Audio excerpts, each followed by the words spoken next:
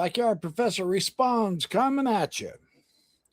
So I've been looking into various different claims from ancient texts on these UFO and alien issues, and it's fascinating. It's absolutely incredible.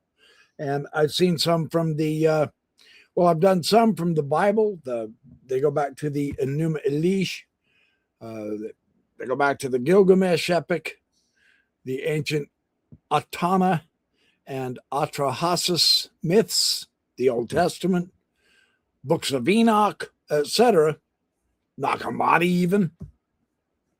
We've got these various texts that have, for lack of a better description, an ancient Near Eastern interpretation of the aliens.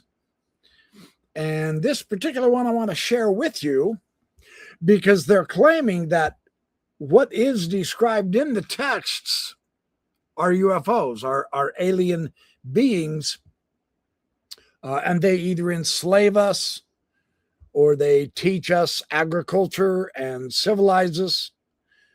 They teach us how to fish, how to hunt, how to build houses. And it's quite remarkable to see the conflicting claims, and part of that conflict comes from the variety of ancient aliens that they talk about. And this particular discussion is of the Reptilians. And I want to share just a clip. I will leave the URL of this in the description of this video. And I'm going to give my overall interpretation of the 15-minute discussion that this video gives of this incredibly fascinating narrative. And I'm going to sift through, story or reality, evidence or not, witnesses or just making this up. We've got a lot of different options, and I'm looking for what's real. And in our day, something has arisen that seems to be being magnified more than not, and that is the liar syndrome in all areas of our society. The politicians lie to us. The preachers of religion lie to us. The economists lie to us. The UFO people who are supposed to be helping disclose this are being caught being disinformation agents. So we really don't know where to look. We really don't know who to put our trust in. And that really irritates me. I am forced to fall back on a more stringent mode of checking out what's real. And I like this mode. I love the story mode. I love the mythic mode. The New Age mode is extremely interesting. I love the various types of ancient astronaut interpretations. But how real are they is what matters. So let's play a clip. And that was the first depiction we had that some speculated traced back to a reptilian-like root to the origins of these gods of ancient Mesopotamia and Sumer. And many have speculated that that was part of our early origin story, or even some kind of a system of control with how these kings and bloodlines seem to disseminate down into those cultures. Going back to ancient Near Eastern documents, both biblical documents as well as the Ebla texts that were found in Syria, going back even 1,000 years plus before the biblical record. Of course, we have various terms that anthropologists use from these gigantic monster forms that we have records of even in China and the Far East. The ancient tablets, such as the Legend of Etana, discuss how there was this rivalry or some kind of a fight going on between this serpent-like being with an eagle-like being. And in that time period, many have speculated that there were influences of a reptilian-like being in our genetics and in our story from the very beginning. And some have speculated, looking at the story of what's known as this war in heaven of these different interdimensional or extraterrestrial-like beings, that there was a type of reptilian that was part of this war over our species and over our future. So multiple ancient cultures talk about circuit beings involved in conflict over humanity. That's either symbolism or something happened. And I'm not jumping to reptilian overlords, I'm just saying the pattern is strange. Sumer, Egypt, Mesoamerica, China, they're not connected, but the imagery is. Pretty dramatic, pretty interesting. He goes through several different types and styles. I think this is more remarkable for the narrative than the evidence. He deals with 4 different categories of claim, and each one seems to be getting bigger, larger, grander. You know, the mythological patterns, he shows you that. The serpents being had in many cultures, like he said, they're associated with knowledge and royalty and control. And then he has some remote viewing claims in this video where psychic perception can observe these reptilian type beings. And we're told that they are telepathic. Now, this is one of the main discussions in the UFO/aliens narrative. They're engineered warriors. They don't empathize with us humans very much. They physically infiltrate us by shape-shifting, he says, in this particular video. And so they are manipulating how we see them. They can look like reptilians if they haven't shape-shifted into more human-looking like creatures. And of course, they bring in the Galactic Federation of the Worlds. Everyone has free will, so they're not going to disrupt we humans' free will. And they have jurisdiction over wars that are happening within our solar system. We here on this earth are just too small to recognize that we are a small part in a much larger galactic neighborhood and army and system of aliens who are actually fighting over territory, as it were. And so as we get through these narratives and we get off into the solar system narrative, each one seems to me that the more he talks, the larger, the greater, the more significant the evidence really has to be. Otherwise, this is just narrative expansion, storytelling.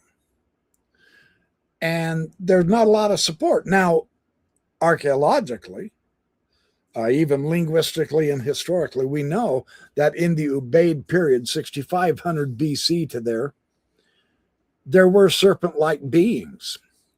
We do know that. They've got figurines of these that are ritual figures. They're stylized, elongated heads in the early clay art, but nothing's been written about them. We don't know if we can call them extraterrestrials, since we're not sure what the ancients called them, right? They're definitely different shaped than we humans, but that doesn't make them extraterrestrials.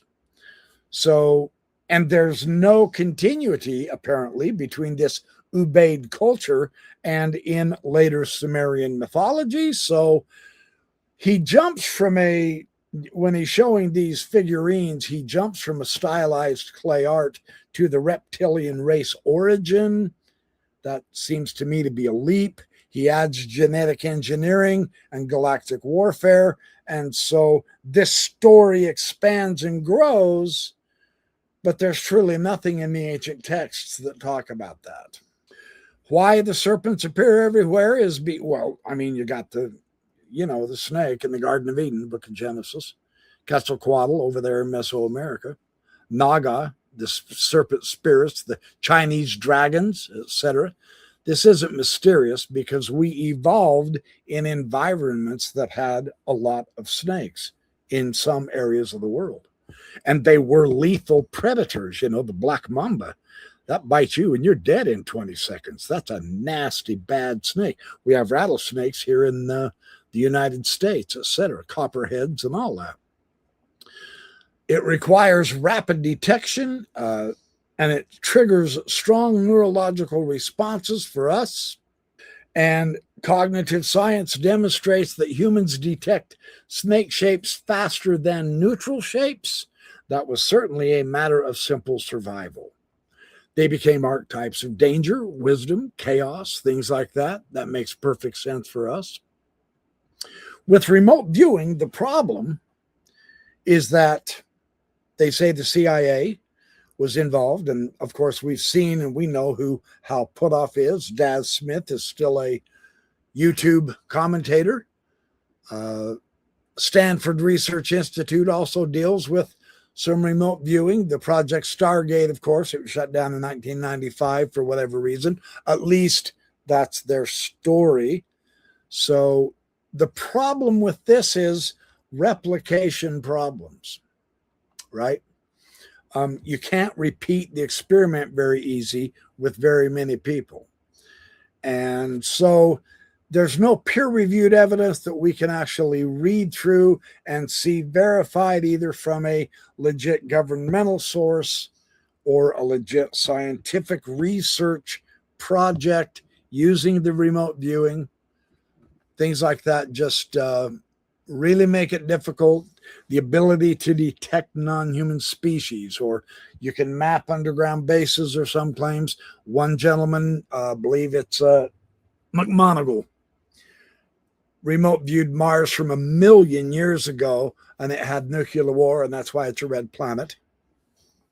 Things like that. So if the only source is psychic perception, this remote viewing type idea, then we lack independent confirmation. And that is difficult to establish it as a scientific basis for coming to an actual knowledge, right? It can't be replicated. It produces wildly different narratives depending on who the remote viewer is and what they're remote viewing. I've read the stories of Ingo Swann and Pat Smith, I believe his name is. And Daz Smith, I've looked at a few of his videos. I've read about McMonagle and Mimosa. I believe that's his name. Jesse Michaels interviewed him just before he died, etc. So what we're in here, I simply have to conclude that it's story space. It's not actual science. It's not actual evidence. And I'm aware of several stories, especially with McMonagle, how he was absolutely number one. He was so good at it, etc. I'm on the fence at best for this. So the engineering narrative here that he gives, he talks about this species of reptilians were engineered to be warriors, that they have a superior genetic engineering, and somehow that engineering came down into us. We have part of it was a strategic infiltration of the reptilians a long time ago to make sure they passed on their genes into us. It's a crisis creation, and then they offer you a solution. You have to have a consent loophole between the species, right? And you also have to make sure that everyone out there in the solar system, the different species and all, are not interfering with, apparently, we being the experiment here on Earth, don't interfere with that, etc. So this mirrors Cold War paranoia here on our Earth, right? Gnostic archon myths, medieval demonology. That's why a lot of people call these things demons right now. It's a modern intelligent agency that we distrust.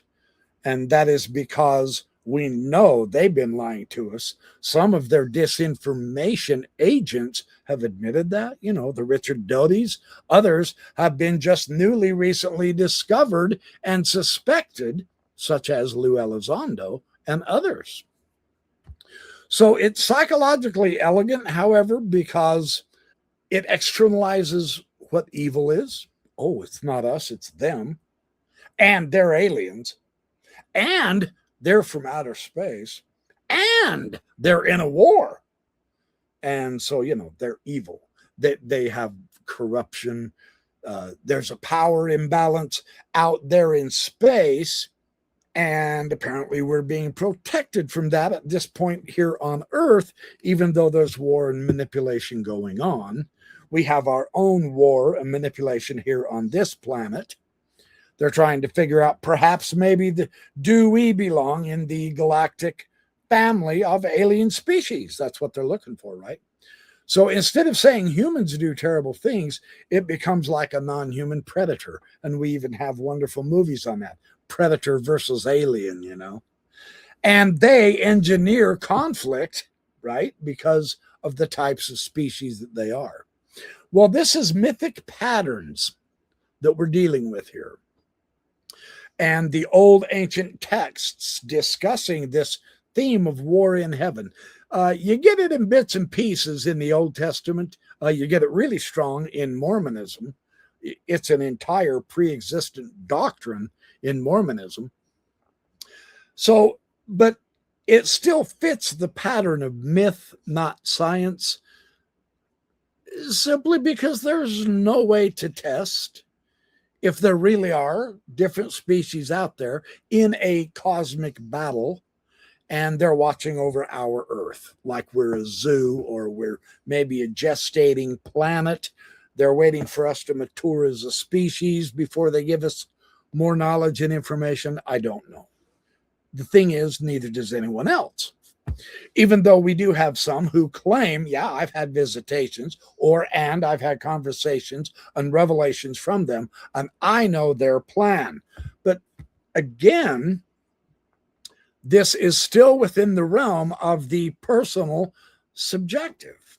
How do I test when someone tells me, well, I've actually visited with a reptilian. I have sat and talked with the reptilian, and it told me this and that, and it told me on a certain date this and that will happen, and I am supposed to do this or that in order to help move the process along. There's no way to test that. There's no way to verify if that's even legitimate. So we're in a narrative, right? Not trying to seek its truth or falseness at this point. I'm just trying to recognize what category are we dealing with here. And at this point, it's narrative. So the Eisenhower Treaty claim, this was in 1954. Now, the interesting thing about the Eisenhower Treaty claim, we literally have no declassified documents or presidential logs. There's precious little out of the military that we can read about this. We don't actually have much of a group of witnesses through the last 50 years that are all connected that can verify this and tell us, yeah, this is what happened. We're lacking that kind of corroboration. We have no physical artifacts of any kind at all. And that is a mind-bogglingly extraordinary claim. Make no mistake about it. The aliens came, talked with Eisenhower in the White House, and they made a treaty and made a deal. I mean, wow. It doesn't get more extraordinary than that. That is every bit as extraordinary as Jesus came back the second time and he talked to me, and here's what he wants us all to do. That's huge, right? And I'm not saying it didn't happen. I'm saying we have no way of verifying if this is just a narrative in order to control how we think of things, or if it's an actual physical event that is shaping our culture here on Earth, shaping our humanity on a larger, broader scale. So The US president made a treaty with non-human species, we're told. Well, that's got to have overwhelming evidence, and it doesn't. It's just that easy. What we get is anecdote. And then, of course, the story is repeated over and over and over again. Well, that's not good enough. That gap is gigantic, and it hasn't been tightened in the last 60, 70, 80, 90 years. So, and then we have a crisis pattern argument in this video. The idea is create crisis and offer a solution, is how the video puts it. Well, that's a realistic political tactic now, isn't it? But it's still a human one, right? So we don't need reptilians to explain making a boatload of money from war, right? Or manufacturing everyone's consent. The bureaucracy wants to make sure it remains in power and it remains in control of the narrative and the secrets. You don't need aliens for that to show up at all. And of course, everybody at the top is corrupt, or at least they can become that, and they do. None of that takes aliens, though. What that does is it increases the need for explanation. It's actually a heavier burden now than it is if you just leave the aliens clear out of it. So, shape-shifting perception manipulation. Now, this was interesting. This is the pivot, and it's a clever one because the psychological implication here is strong. It's not physical shape-shifting that they're talking about. It's neural perception manipulation. That's what they say. Neural perception manipulation. They're manipulating our brains so that we see something, but they want us to think we see a human even though they're a reptile. And actually they want us to be able to see a human in normal clothing today, in today's style. And so that's what we see. This literally makes the claim unfalsifiable. And any claim that is unfalsifiable can't be taken serious because it's too protected. You can't test whether it's real or not. In that case, it's a story. There is, as far as, correct me if I'm wrong, but I don't see any other option that I can make with that. We don't see reptiles because they're stopping our mental and physical vision of seeing a reptile. So they're preventing that.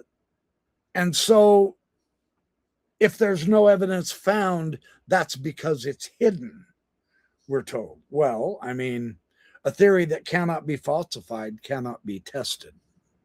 And so that's the problem with that.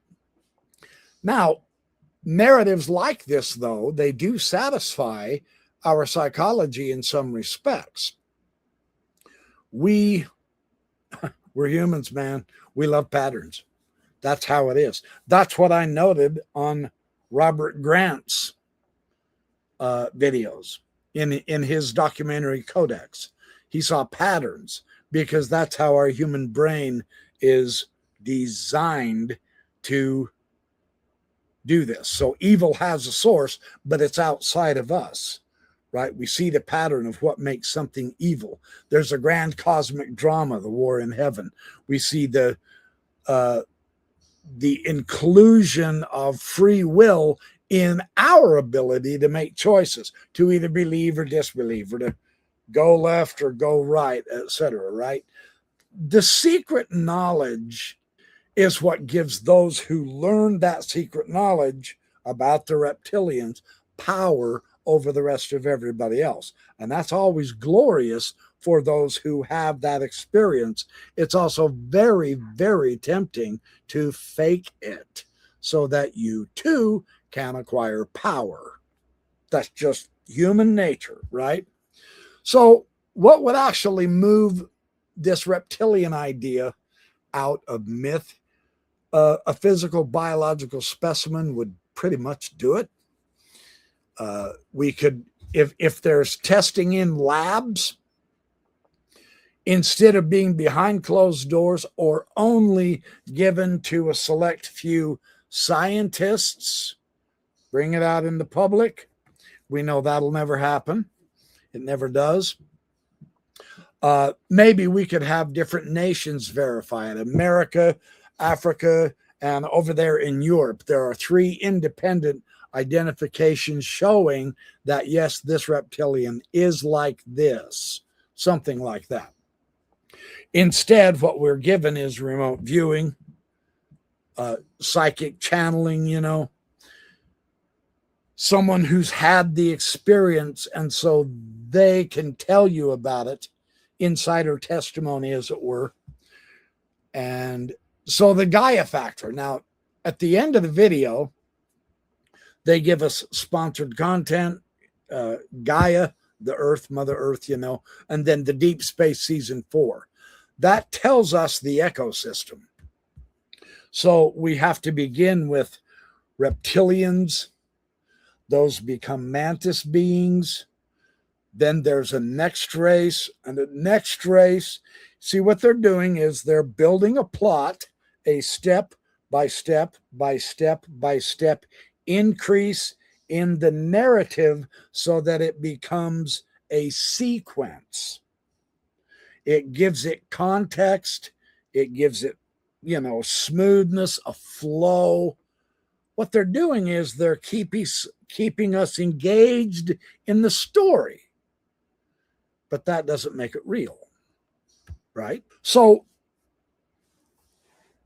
we're told that these things out there in our solar system, one of possibly many different species of aliens, they are who are governing the earth.